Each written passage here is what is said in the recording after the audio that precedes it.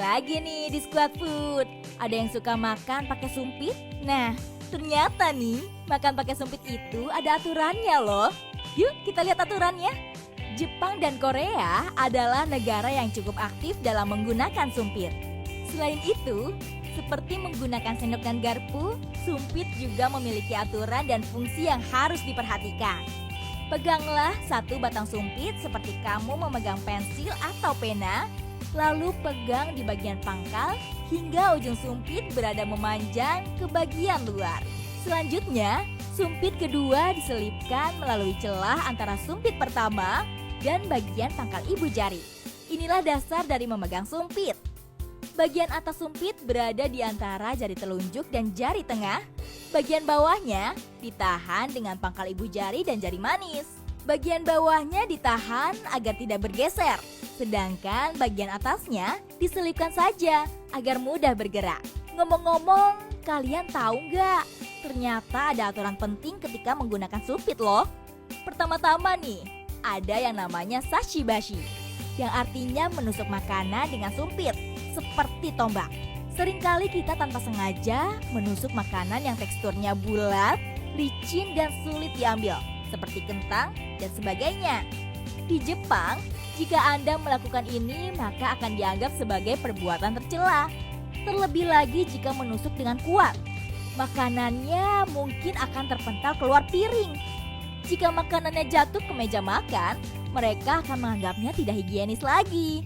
Yosebashi artinya memindahkan mangkuk dengan cara menariknya dengan sumpit. Menggeser mangkuk dengan sumpit memang praktis, tetapi lebih baik jika kita menggesernya dengan tangan untuk menghargai makanan tersebut ya. Watashibashi, yang berarti menaruh sumpit melintang di atas piring atau mangkuk. Kalau kamu melakukan ini, kamu akan dikira telah selesai makan. Oleh karena itu, jika melakukannya tiba-tiba, mereka bisa beranggapan bahwa makanan itu tidak enak, sehingga kamu tidak menghabiskannya.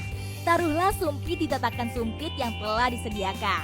Meskipun begitu, terkadang masih ada juga tempat makan Jepang yang tidak menyediakan tatakan sumpit. Nah, untuk menghindari watashibashi, kamu bisa menaikkan ujung sumpit dan menyandarkannya ke mangkuk atau piring. Neburibashi. Neburibashi yang artinya menjilat tuh ternyata nggak boleh loh guys. Di beberapa daerah Kansai seperti Osaka dan Kyoto, menjilat atau nameru disebut juga dengan neburi. Maka neburibashi artinya adalah menjilat sumpit. Maksudnya yaitu ketika kita menjilat sumpit tanpa ada makanan yang dijepit atau ketika ada makanan yang menempel di sisinya. Melakukan neburibashi ini sangat tidak sopan dan wajib dihindari. Hashiwatashi, yang artinya mengoper makanan dari sumpit ke sumpit dengan teman kamu. Cara ini mirip dengan cara mengambil tulang mayat pada kremasi.